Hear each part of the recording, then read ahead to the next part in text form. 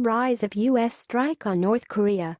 Trump's national security advisor says all options are on the table as the president sets his sights on key targets. The U.S. refused to rule out a preemptive strike on North Korea last night as Donald Trump's national security advisor warned the situation was coming to a head. After the rogue state ran a missile test that failed, Lieutenant General H.R. McMaster said all our options are on the table to try to avoid the worst. Frantic talks were taking place with allies including China to develop a range of options in an attempt to quell tensions and calm fears of thermonuclear war. But, with a strike group of U.S. forces already posted to the Korean peninsula, the U.S. president added further fuel to the fire, saying he had been forced to beef up his military. On Twitter, Mr. Trump wrote, "Our military is building and is rapidly becoming stronger than ever before.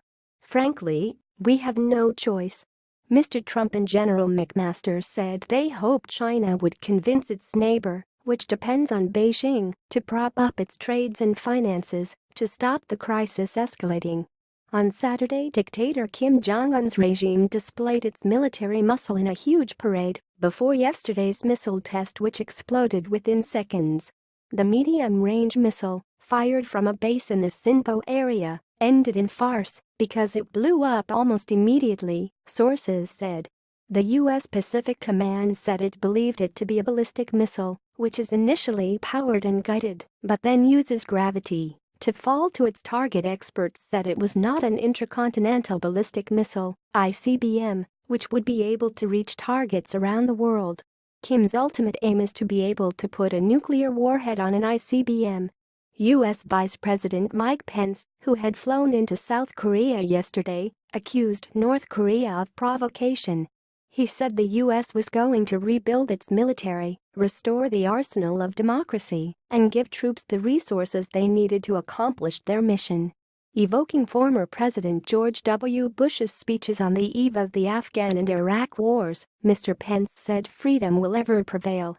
And Foreign Secretary Boris Johnson posted on Twitter, "I strongly condemned the latest North Korean missile launch.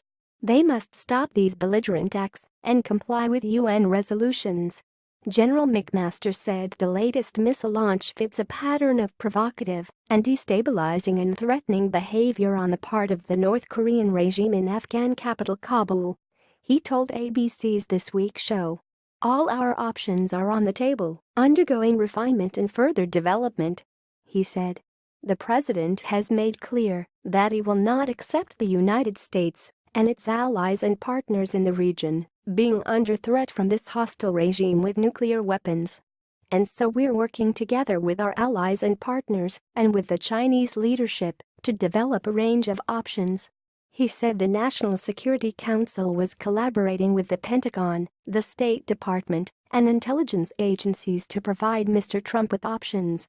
The general said it was the consensus of the U.S., along with allies in the region, that this problem is coming to a head. He added, "And so it's time for us to undertake all actions we can, short of a military option, to try to resolve this peacefully. In the coming weeks, months, I think there's a great opportunity for all of us to take action short of armed conflict so we can avoid the worst." Beijing, Pyongyang's biggest ally, has come under pressure from Washington to exert more influence on its neighbor. Mr. Trump said China was working with us on the issue, the first confirmation the two nations were collaborating.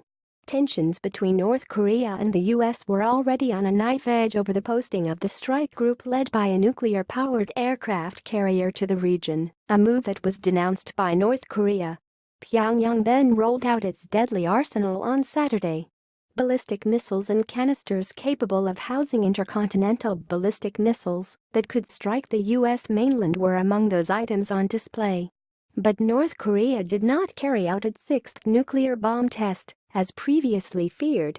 A White House official said that, had it been a nuclear test, other actions would have been taken by the U.S. Mr. Pence, on a 10-day trip to Asia, told U.S. troops, "This morning's provocation is just the latest reminder of the risks each one of you face every day in the defense of the freedom of the people of South Korea and the defense of America in this part of the world."